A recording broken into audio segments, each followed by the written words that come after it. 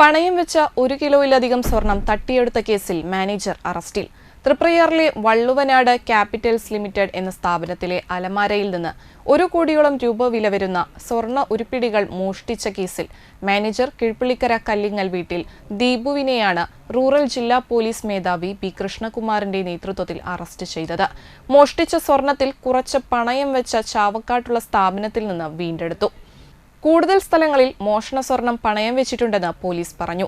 May 22-ന് പുലർച്ചെ 1-നാണ് അവസാനമായി സ്ഥാപനത്തിൽ ഓഡിറ്റിംഗ് നടന്നത്.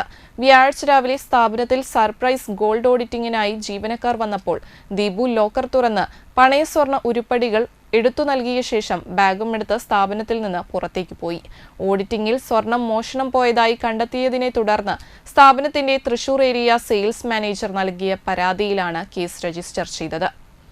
രക്ഷപ്പെടാൻ ശ്രമിക്കുന്നതിനിടെ ദീപുവിനെ തൃശൂർ റെയിൽവേ സ്റ്റേഷനിൽ നിന്നാണ് അറസ്റ്റ് ചെയ്തതെന്ന് പോലീസ് അറിയിച്ചു. Kodungallur DYSP VK. Raju, Valappad SHO M.K. Ramesh, sub inspector CN Abin, CPOമാരായ അലി, മാഷ് എന്നിവരും അന്വേഷണ സംഘത്തിൽ ഉണ്ടായിരുന്നു.